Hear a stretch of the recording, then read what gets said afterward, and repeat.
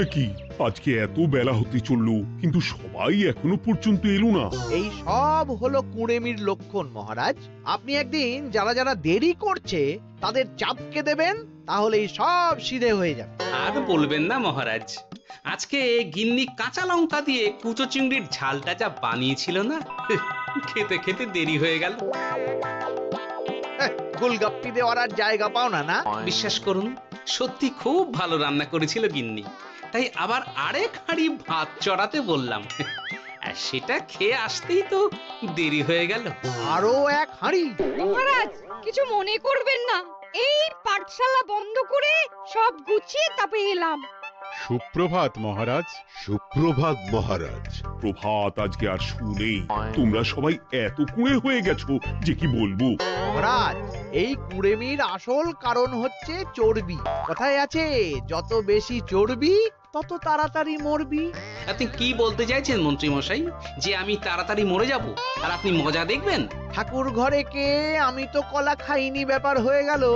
গোপালের একদম মোক্ষম জায়গায় আঘাত লেগেছে, যাকে বলে ওই আঁতে ঘা। তুমি বেশি কথা বলো না বৈদ্য, ছুঁচ করে চালুনির বিচার। হ্যাঁ, বৈদ্য তো দেরি করেই এসেছে। আমার মনে হয় প্রত্যেককে এমন ভাবে প্রশিক্ষণ দেওয়া দরকার যাতে তারা একটু চনমনে হয়ে ওঠে। হ্যাঁ মহারাজ, তাহলে আগামীকাল থেকেই শুরু হোক ব্যায়াম আর অস্ত্র শিক্ষা।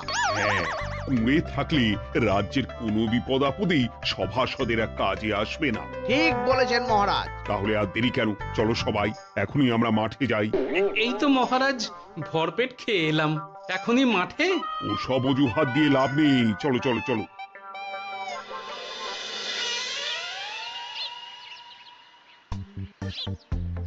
এবার সবাই সারিবদ্ধভাবে দাঁড়িয়ে পড়ো। এ কি, গোপাল কোথায়? মহারাজ, গোপাল আপনার পিছনে দাঁড়িয়ে আছে, চুপি চুপি। এই গোপাল, যাও যাও, মাঠের মাঝখানে গিয়ে দাঁড়াও। এই চাঁদি ফাটা রোদে কেন মহারাজ সুস্থ শরীরকে ব্যস্ত করছেন? এসব বাজে কথা শুনতে চাই না। শুয়ে বসে থেকে শরীরের কি অবস্থা করেছো? শরীরের নাম মহাশয়, যা সবে তাই সয়। তুমি যাবে না, তোমাকে এক্ষুনি বরখাস্ত করব। কি জ্বালা! যেখানে আমার সব কাজ বুদ্ধি দিয়েই হয়ে যায়, সেখানে গায়ের জোরের কি দরকার? হ্যাঁ, এই গোপাল, আমি 1 থেকে 3 অব্দি গুনবো, তারপরে সবাই এই মাঠের ধার বরাবর 5 বার পাক দিয়ে দৌড়বে। ঠিক আছে মহারাজ, আমি প্রস্তুত। আমি রোগা পটকা আছি, কোনো সমস্যাই হবে না। হয়ে গেল। সবাই প্রস্তুত? 1, 2, 3। কি হলো গোপাল, দৌড়াও দৌড়াও। মহারাজ, এর থেকে বেশি জোরে পারবো না। আই, কে আছো? একটা কঞ্চি দাও। এই সেরেছে। বেশ হয়েছে, বেশ হয়েছে। ব্যাটার এবার চর্বি কমবে। কি হলো গোপাল, হ্যাঁ হয়ে গেল? হ্যাঁ?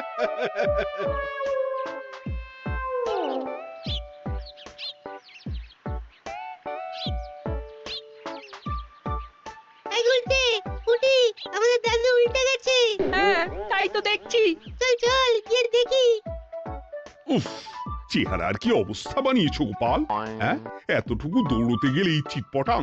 তাড়িয়ে দিন মহারাজ, এরকম বেঢপ চেহারা সভাসদকে আমাদের দরকার নেই। না না, তা বললে হবে নাকি গোপাল, তুমি এক্ষুনি বাড়ি চলে যাও, কালকে আবার মাঠেই দেখা হবে। এই দাদু বাড়ি চলো। ওরে বাবারে!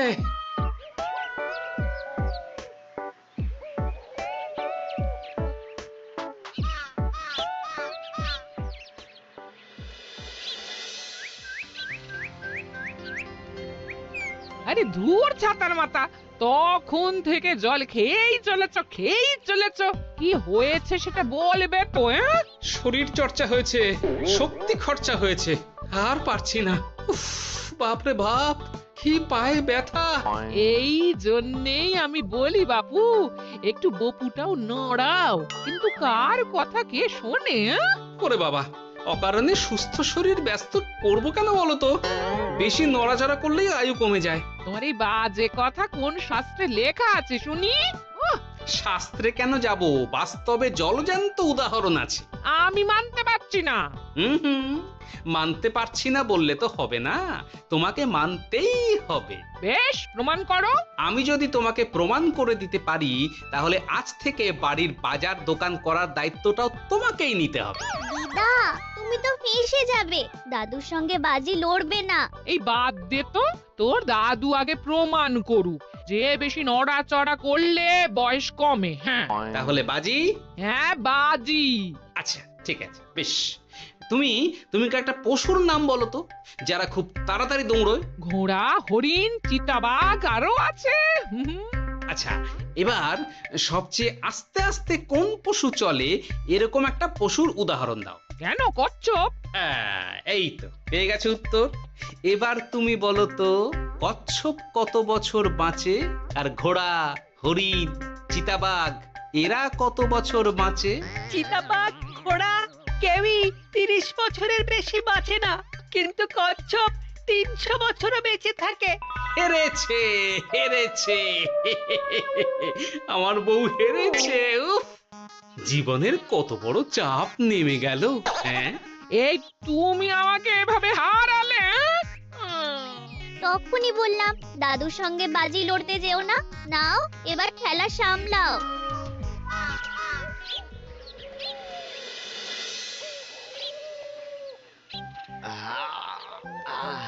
আরো ভালো করে মালিশ কর।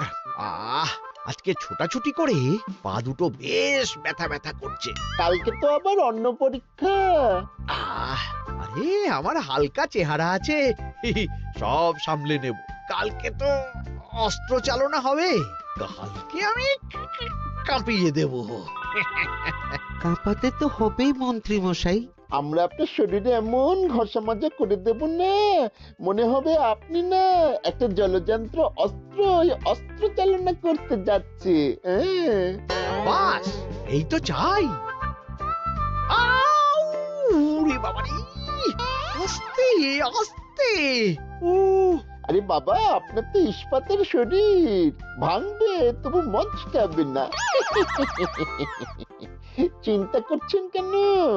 ভয় পাবেন না, ভয়কে জয় করতে হবে। আরে আরে আরে, তোরা আমার কথাটার সাথে করছিসটা কি? মানুষটা মরে যাবে তো। চিন্তা করো না গিন্নি।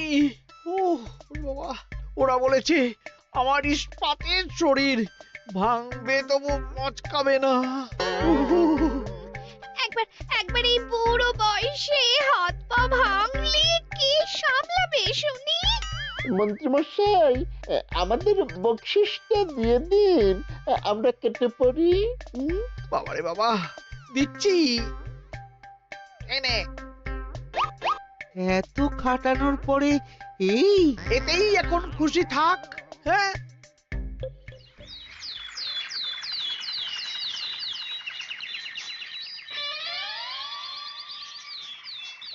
এবার তোমাদের সকলকে অস্ত্র শিক্ষা দেওয়া হবে। উফ, রোজ রোজ কি জ্বালাতনে পড়েছি, বাপরে বাপ। বাবা মা কাউকে ডাকার দরকার নেই, ভালো না লাগলে রাজসভা চাকরি ছেড়ে চলে যাও। মহারাজ, এটা তো উচিত নয়। যে যেটাই পারদর্শী তাকে সেটাই করতে দিন না। একটা বাঁদরকে যদি আপনি বলেন শিকার করে মাংস খেয়ে দেখা, সে কি পারবে মহারাজ? মহারাজ, গোপাল একটু বেশি কথা বলছে, ওকে আপনি বের করে দিন। আমি তোমার কথায় গলবো না গোপাল, তোমাদের সবাইকে এখন অস্ত্র শিক্ষা শিখতেই হবে। কর্তার ইচ্ছায় কর্ম, এখন তো আমার আর কিছুই বলার নেই। তাহলে আর দেরি কেন, তোমরা সবাই একটা করে ঢাল আর একটা করে তলোয়ার তুলে নাও। সেনাপতি, বলুন মহারাজ। তুমি সকলকে অস্ত্র শিক্ষা দেবে, তলোয়ার চালানো শেখাবে। এক এক করে প্রত্যেকে তোমার কাছে যাবে আর এক এক করে তুমি সবাইকে তলোয়ার চালানো শেখাবে। আচ্ছা মহারাজ, তাহলে ওই সবার প্রথমে চলে আসুন মন্ত্রী মশাই। হ্যাঁ, আমি প্রস্তুত। আমার শরীর ইস্পাতের মতো, ভাঙবো তবু মচকাবো না।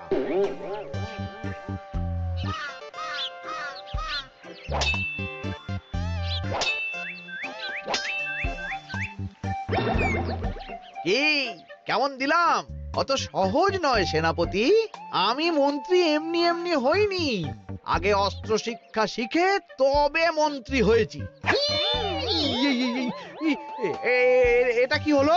হ্যাঁ, আপনি অস্ত্র শিক্ষায় পারদর্শী, কিন্তু আরো বিচক্ষণ হতে হবে। কারণ আজকে এই পাগড়ির জায়গায় আমি যদি তলোয়ার আপনার গলার দিকে চালাতাম, তাহলে কিন্তু আপনার এই ভবলীলা এখানেই সাঙ্গ হয়ে যেত। ঠিক আছে, মনে রাখবো। এবার বাকিদের তো ডাকো। হ্যাঁ, এরপরে তলোয়ার চালানো শিখতে আসবে গোপাল। গোপাল দাদু, গোপাল দাদু। বাবা বাবা বাবা, গোপাল তুমি আবার দল বল নিয়ে এসেছো। দেখি তোমার কত দম। গোপাল, তুমি প্রস্তুত হও। হ্যাঁ হ্যাঁ, আমি প্রস্তুত। ওরে বাবারে, এ তো ভয়ানক চাপের কাজ, আমাকে বেশ বেগ পেতে হচ্ছে। সামলাও গোপাল।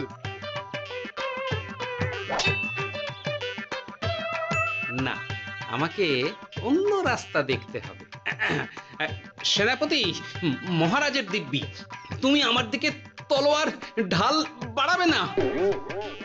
এই এই, এটা কি হলো? সত্যি তো, এটা কি হলো? গেল গেল গেল গেল গেল গেল গেল, দুটিটা খুলে গেল গো।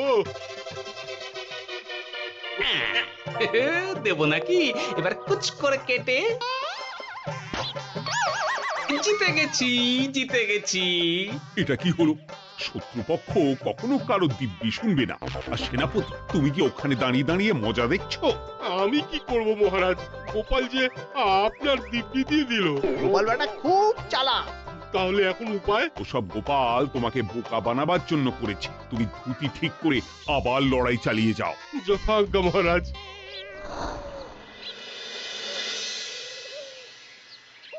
কিরে নেপলা, তোদের দিদা আমার জন্য কি রান্না করে পাঠিয়েছে রে? এই তো ভাত, আলু সেদ্ধ, এই পুঁই শাকের ঝোল আর রুই মাছের ঝাল। আর তোদের যে তোষক, বিছানার চাদর আনতে বলেছিলাম, এনেছিস তো?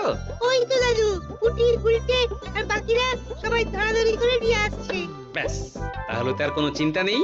খেয়ে একটা জব্বর ঘুম দেব, কারণ এখানে যা রঙ্গ দেখছি তাতে বিকেল হয়ে যাবে। তলোয়ার শিক্ষা আজকের মতন এটুকুই থাক। এবার শুরু হবে বল্লম শিক্ষা। সবাই আবার আগের মতন সারিবদ্ধভাবে দাঁড়িয়ে পড়ো। আহ, তোদের দিদা পুঁই শাকটা কিন্তু বেশ জব্বর বানিয়েছে। তোদের দিদার হাতের রান্নার কোনো তুলনাই নেই। আহা, কি স্বাদ! এ কি, গোপাল আবার কোথায় গেল? এই তো মহারাজ, আমি এখানে ওই পুঁইয়ের ঝোল আর রুইয়ের ছাল দিয়ে ভাত খাচ্ছি। এসব কি মাঠের মধ্যে খাওয়া? আরে শরীরটাকে তো রাখতে হবে। তাড়াতাড়ি খেয়ে এইদিকে এসো। আসছি আসছি আসছি। এবার আমি তোমাদের দেখাবো কিভাবে বল্লম নিয়ে তেড়ে যেতে হয়। দেখান মহারাজ।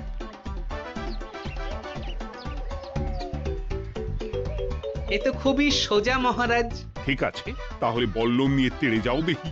দিন, আপনার হাতের বল্লমটাই দিন।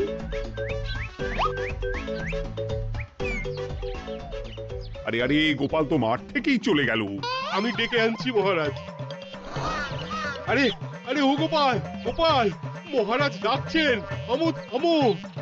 মহারাজ বলেছেন বল্লম নিয়ে তেড়ে যেতে, তেড়ে গিয়ে আবার ফিরে আসতে তো উনি বলেননি। আরে, এ তো মহা মুশকিল।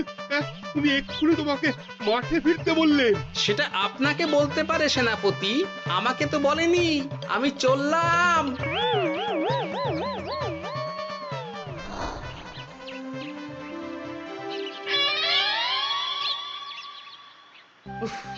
বাবারে বাবা, কি ঝক্কি! অনেক বুদ্ধি করে মাঠ থেকে খাটে চলে এসেছি। আমি আর উঠছি না। এ কি বলি, তোমাদের তো এখন অস্ত্র শিক্ষা নেওয়ার কথা। হ্যাঁ, তোমার বলা নেই, কোয়া নেই, অমনি বাড়ি চলে এলে। আরে বাবা, ওইসব অস্ত্র শিক্ষা মানেই সুস্থ শরীরকে ব্যস্ত করা, অসহ্য খাটনি, অযথা কষ্ট।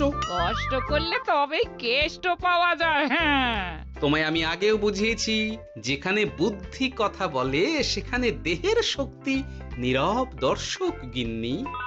আরে বাবা, সে না হয় বুঝলাম, কিন্তু মহারাজ তো ভালোর জন্য সবাইকে অস্ত্র শিক্ষা দেওয়ার চেষ্টা করছে না? আরে বাবা, যার যা কাজ তাকে সেটা করালেই পারে।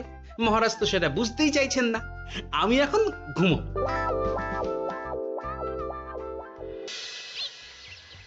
দরজা খোলো গোপাল, দরজা খোলো।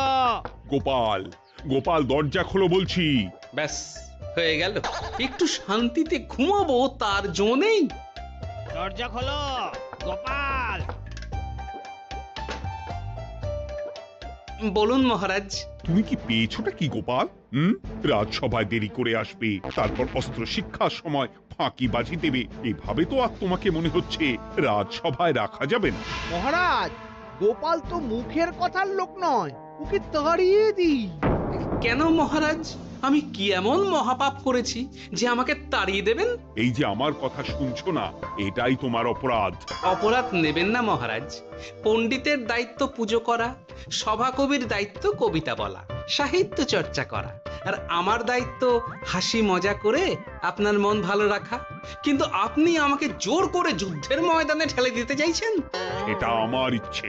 আমিও তো মহারাজ ইচ্ছে করলেই অনেক কিছু করতে পারি। চোখ বন্ধ করে লক্ষ্য ভেদ করতে পারি, শুধু বুদ্ধি দিয়ে। আরে বাহ, এত বড় কথা!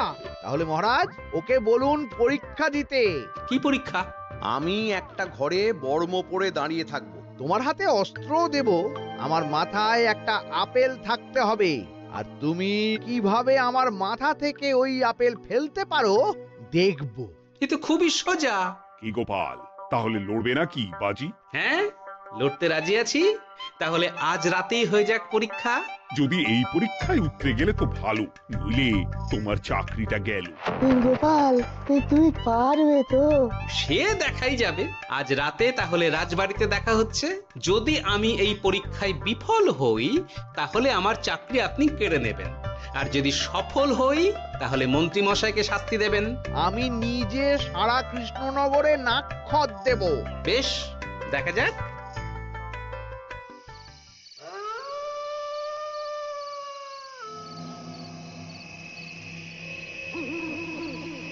কি মন্ত্রীমশাই, ব্যবস্থা সব ঠিকঠাক হয়েছে তো? হ্যাঁ, এবার শুধু গোপালের পরীক্ষার পালা।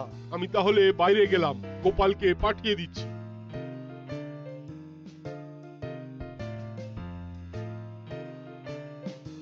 এবার যাও গোপাল, ঘরের ভিতরে যাও, দেখি তুমি কি করে মন্ত্রীর মাথা থেকে আপেল ফেলতে পারো। আপনি তো শুধু আমার চোখ ঢেকেছেন, আমার নাক, মুখ, কানও ঢেকে দিন, যাতে ঘ্রাণেন্দ্রিয়, শ্রবণেন্দ্রিয়েরও সাহায্য না নিতে পারি। বেশ, তাহলে তাই হোক। আয়, কে আছো? গোপালের মুখ, নাক আর কান ঢাকো। যথা আজ্ঞা মহারাজ। একটু একটু মোটা কাপড় দিয়ে নাক মুখ ঢাকো, হ্যাঁ, যাতে সেভাবে আপেলের গন্ধ না পাই। বেশ বেশ।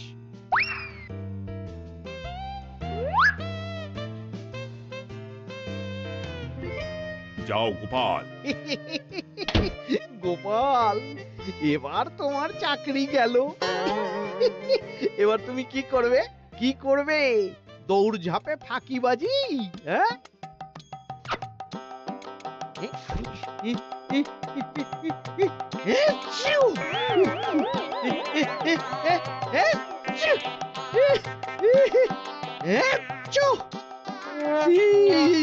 গেল গেল গেল গেল গেল, আপেল পড়ে গেল। আপেল পড়ে গেল? মহারাজ, এর মধ্যেই গোপাল আপেল ফেলে দিয়েছে। ঘরের ভেতরে চলো।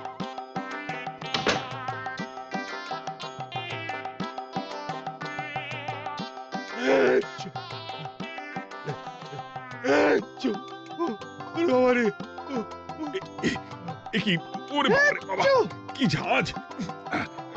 ওরে বাবারে বাবা। কি মহারাজ, দেখলেন তো গোপালের চমক?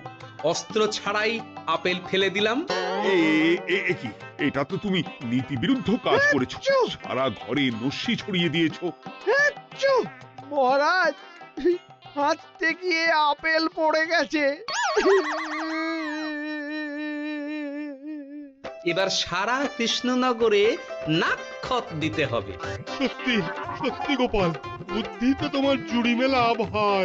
আমার নাম গোপাল ভাঁড়, একটা কথা মনে রাখবেন, কেউটে সাপের লেজে পা দেবেন না, আর গোপালের কাজে বাধা দেবেন না। যে কাজ বুদ্ধি দিয়ে করা যায় তার কাছে শক্তি ছোট্ট শিশু মাত্র। সত্যি গোপাল, আজ তুমি সেটাই প্রমাণ করে দিলে। আর আজ থেকে তোমাকে তোমার ইচ্ছার বিরুদ্ধে খাটাবো না। তুমি খাও দাও ভুড়ি বানাও। যার যা কাজ সে তাই করবে। যেমন এখন মন্ত্রী মশাই নাক্ষত দেবেন। হ্যাঁ, ভুল করে বাজি ধরে ফেলেছি, এখন নিজেই চাপে পড়ে গেলাম। তাহলে আর দেরি কেন, নাক্ষত এখন থেকেই শুরু হোক। কৃষ্ণনগরের রাস্তা শেষ হতে হতে সকাল হয়ে যাবে।